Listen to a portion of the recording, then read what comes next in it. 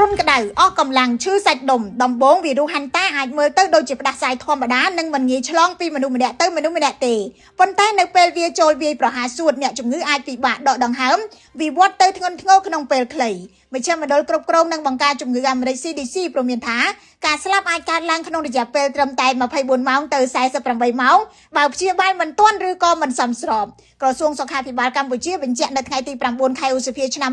2026ថាកម្ពុជាមិនទាន់រកឃើញករណីវីរុសហាន់តាលើមនុស្សនៅឡើយទេប៉ុន្តែការប្រុងប្រយ័ត្នត្រូវបានជំរុញក្រោយមានករណីឆ្លងលើអ្នកដំណើរក្នុងនាវាទេសចរមួយគ្រឿងផ្ទុះឡើងកាលពីថ្ងៃទី2ខែឧសភាឆ្នាំ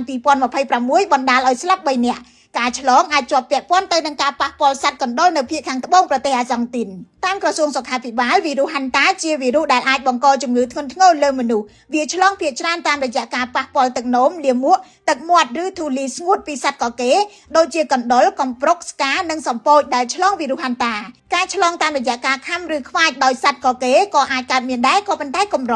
ការឆ្លងពីមនុស្សទៅមនុស្សអាចកើតមាននៅកន្លែងផ្ទុះរាតត្បាតមួយចំនួននាពេលកន្លងមករោគសញ្ញាដំបូងអ្នកជំងឺអាចគ្រុនក្តៅអស់កម្លាំងឈឺក្បាលចង្អោររាកក្អួតពិបាកដកដង្ហើមក្នុងករណីធ្ងន់ធ្ងរវាអាចបង្កឲ្យរលាកសួតខ្សោយប្រព័ន្ធដកដង្ហើមនិងហូរឈាមក្នុងសរីរាង្គក្រសួងសុខាភិបាលកម្ពុជាព្រមានថាបច្ចុប្បន្នមិនទាន់មានវ៉ាក់សាំងឬក៏ថ្នាំជាក់លាក់ដើម្បីកម្ចាត់វីរុសនេះនៅឡើយទេដូច្នេះការការពារគឺសំខាន់បំផុតក្រសួងសុខាភិបាលណែនាំឲ្យប្រជាពលរដ្ឋរក្សាអនាម័យផ្ទះសម្បែងកន្លែងធ្វើការនិងបរិស្ថានជុំវិញបិទច្រកចេញចូលរបស់សត្វកកេរជាពិសេសសត្វកណ្ដុរចូលផ្ទះរក្សាអាហារឲ្យមានសុវត្ថិភាពនិងកម្ចាត់កន្លែងដែលសត្វកកេរអាចរស់នៅពេលសម្អាតកន្លែងដែលមានសត្វកកេរមិនត្រូវបោះធូលីស្ងួតឬក៏ប្រើម៉ាស៊ីនបូមធូលីភ្លាមៗទេព្រោះអាចធ្វើឲ្យមេរោគហោះចូលក្នុងខ្យល់ត្រូវពាក់ម៉ាស់និងស្រោមដៃបាញ់ទឹកសាប៊ូឬក៏លាយទឹកសារធាតុក្លរីនឲ្យសើមមុនសិនមុនពេលបោសសម្អាតលាងសម្អាតដៃជាមួយនឹងសាប៊ូនិងទឹកស្អាតឲ្យបានញឹកញាប់បើមានគ្រុនក្តៅក្អកឬក៏ពិបាកដកដង្ហើមហើយធ្លាប់ប៉ះពាល់សត្វកកេរឬស្នាមលាមកនិងទឹកនោមសត្វកណ្ដុរ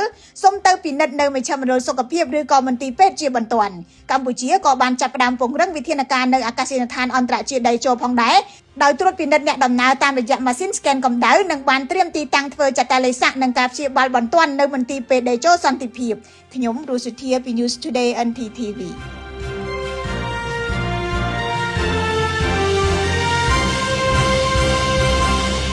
ATFIT គ្រប់គ្រងចំណីសម្រេចនិងថ្នាំព្យាបាលសត្វគ្រប់ប្រភេទយើងក៏ត្រូវការដំណឹងចែកចាយបន្ថែមផងដែរ ATFIT សត្វចិញ្ចឹមមានសុខភាពល្អជួយបង្កើនប្រាក់ចំណេញ